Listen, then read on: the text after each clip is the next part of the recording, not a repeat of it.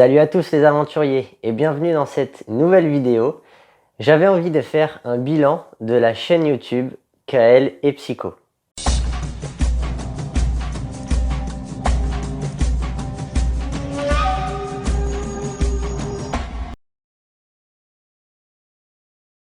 Alors, le titre de cette vidéo sonne un petit peu comme si c'était la fin de la chaîne. On fait le bilan, ça veut dire que c'est fini. En réalité, je pense pas que ce soit totalement fini. Par contre, ce qui est sûr, c'est que l'activité de la chaîne va nettement se réduire en 2022. En fait, faire des vidéos YouTube, c'est pas si évident que ça, d'autant plus que je suis personnellement plus à l'aise à l'écrit qu'à l'oral. Mais surtout, j'ai déjà traité pas mal de sujets dans mes vidéos et chaque nouvelle vidéo est de plus en plus difficile à faire, intellectuellement parlant, au niveau de la réflexion. Donc maintenant, ce que je pourrais faire, c'est faire des analyses des saisons en cours qui passent à la télé, de l'actualité de koh Lanta. Mais justement ça, j'ai envie de le faire plutôt sur le format écrit.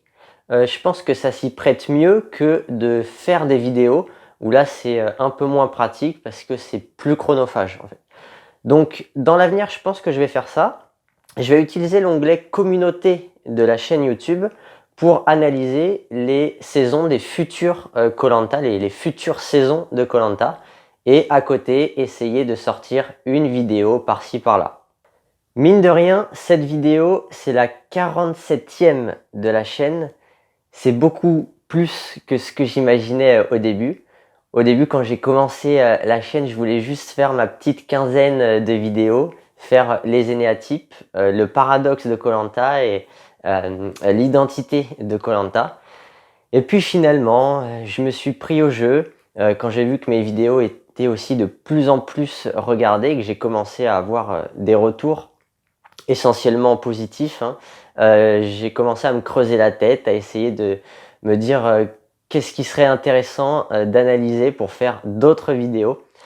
C'est l'occasion pour moi de vous remercier, puisque une chaîne existe grâce à ceux qui la regardent, évidemment. Donc merci à tous ceux qui ont contribué au développement de la chaîne par les vues, les likes, les commentaires. Et en plus de tout ça, il y a aussi les youtubeurs Felony et Space Babies qui ont fait ma pub, qui ont fait la pub de la chaîne, chacun leur tour. Donc un grand merci à eux, ça a énormément contribué à la popularité de la chaîne.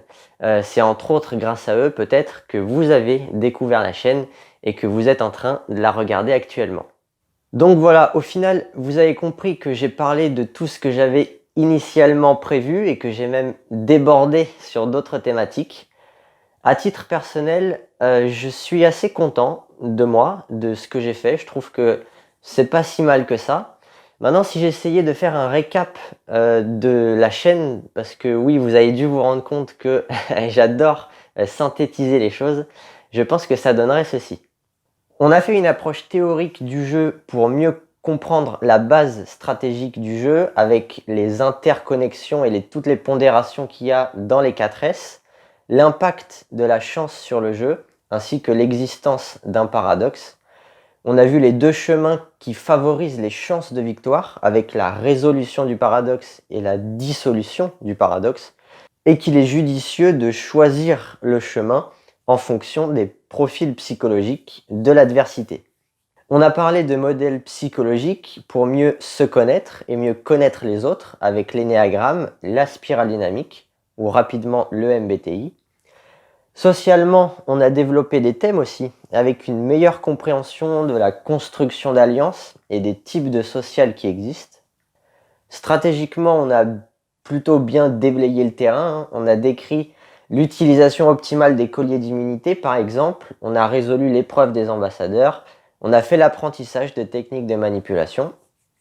Et sportivement, on a établi une vision claire d'un concept clé comme le mental, et on a vu qu'on pouvait optimiser ses performances via la connaissance des préférences motrices. Voilà en gros de quoi on a parlé. Bien sûr, c'est pas exhaustif.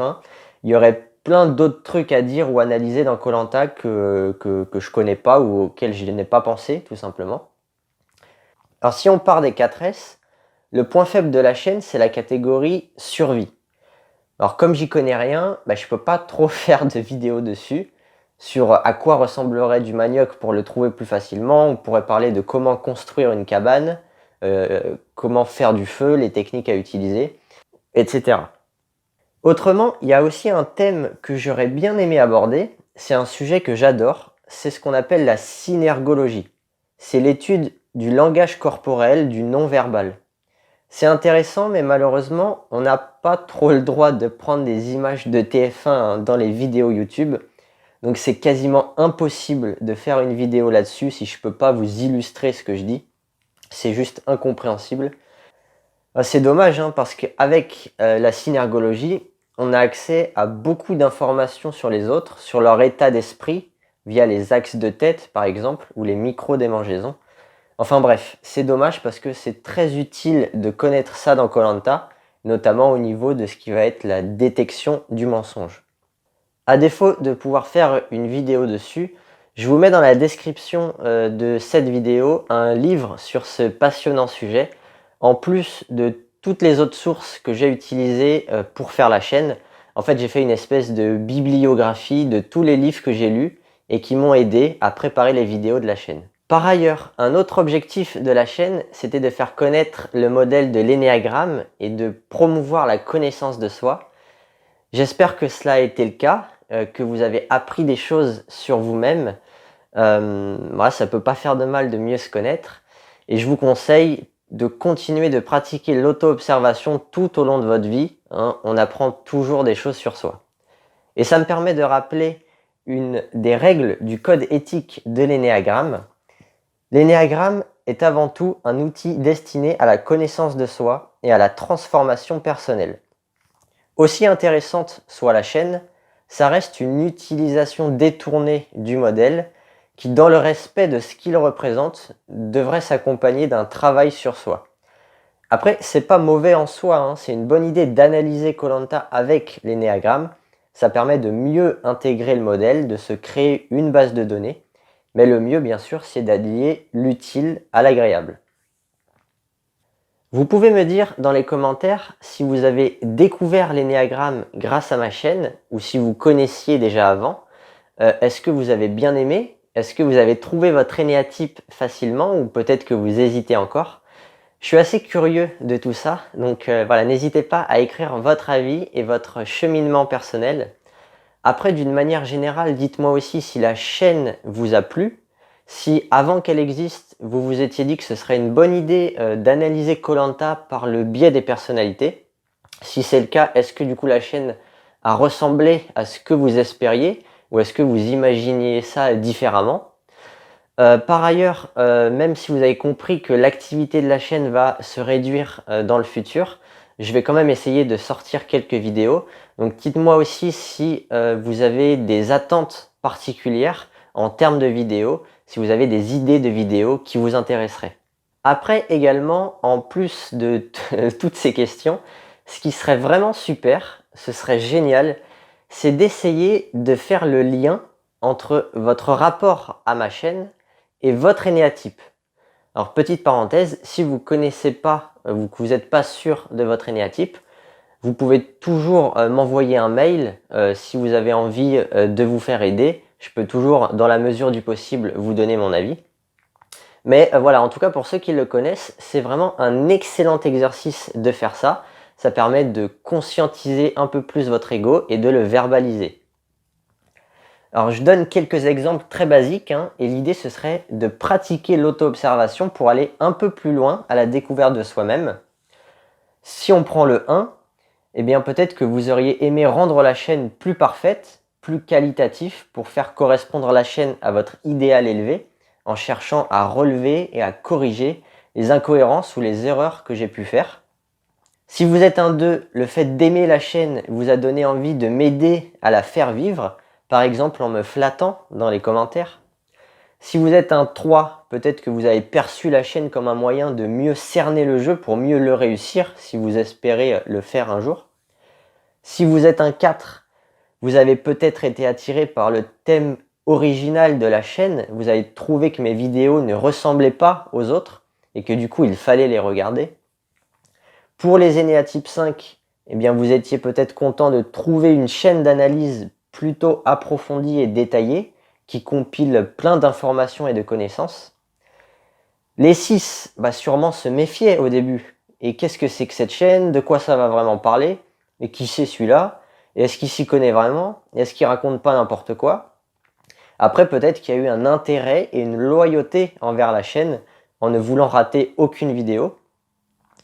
Les Enea type 7 ont pu trouver une chaîne qui les amusait, qui amusait leur centre mental, parce que ça foisonnait d'idées, de vidéos diverses et variées. Les 8 ont peut-être voulu protéger la chaîne en m'avertissant des risques de strike par TF1, ou au contraire, peut-être n'ont pas aimé le ton trop consensuel de mon type, et le fait qu'il y ait trop de nuances dans ce que je dis. Les 9, ils ont pu vouloir fusionner avec mes idées, sans faire de remise en cause, par exemple. Enfin voilà, maintenant à vous de jouer. Je serais très content de recevoir des retours de cette nature-là. Je vais rapidement me livrer moi-même à l'exercice, même si moi je suis de l'autre côté de la barrière, hein, je suis le créateur de la chaîne. Mais c'est pas grave, hein, toutes les positions peuvent servir à de l'introspection.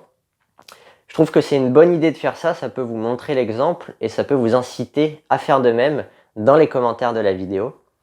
Alors forcément, moi, comme je suis le seul à avoir fait ma chaîne YouTube, à avoir travaillé dessus, eh bien, elle est à mon image, elle me représente bien. Il y a mon énéatype qui transpire un peu partout sur la chaîne. Donc moi, je suis un 9 alpha. Alors déjà, il y a le projet de créer la chaîne qui s'est concrétisé via un délai très long. J'ai voulu créer la chaîne pendant le premier confinement de 2020. Donc c'était entre mars et juillet 2020. Et la chaîne a vu le jour en avril 2021. Donc j'ai mis un an, ce qui est énorme hein, par rapport à la difficulté que c'est de créer une chaîne, hein, puisque c'est très facile à faire en fait. Et ça c'est très très caractéristique du 9, cette lenteur dans la mise en route, puisqu'en percevant les obstacles, les contrariétés, mon centre instinctif bascule et devient réprimé. Donc les projets des 9 n'avancent pas vite. Ensuite, tant qu'on est sur le centre instinctif, il est préféré aussi chez le 9. Une fois qu'on est lancé, ça va mieux. J'ai publié mes 15 premières vidéos très rapidement. Ensuite aussi, j'avais pris 2 semaines en juillet où j'ai préparé pas moins de 11 vidéos. Donc 11 vidéos en 2 semaines. Hein. En 2 semaines, j'ai trouvé les sujets, j'ai écrit les textes, j'ai préparé les diapos des vidéos qui sont relativement compliquées à faire quand même. Là, on voit toute l'énergie du centre instinctif qui fait avancer les choses assez vite. Faire une chaîne YouTube, c'est aussi se frotter à la diversité d'opinions. Ça, c'est un truc qui m'a un peu mis mal à l'aise. J'ai l'habitude de fusionner avec l'avis des autres, et là, du coup, le schéma était inversé. C'est moi qui m'exprimais en premier, et c'est les autres qui réagissent par des commentaires. Donc, plus de risques de désaccord dans ce sens, ce qui n'a pas trop plu à mon ego. Hein. Par ailleurs, j'avais toujours une petite appréhension au moment d'aller regarder si j'avais des commentaires. J'avais peur de trouver des messages trop conflictuels du style moi je suis pas du tout d'accord avec toi, moi j'aime pas ce que tu as dit. Enfin voilà. Dans les réponses des commentaires, je manifestais mon accord facilement. Les premiers mots qui me venaient à l'esprit pour répondre, c'était toujours les mêmes. Hein. Oui, c'est vrai. Oui, tu as raison. Oui, je suis d'accord. Oui, je partage ton avis. Bon. Un autre point aussi par rapport au vocabulaire, justement, à la sémantique. Et ça, c'est un truc que j'ai vraiment appris grâce à la chaîne. J'avais jamais fait gaffe avant. C'est certains tics de langage qui sont liés à mon ego. Comme notamment les mots petit et juste.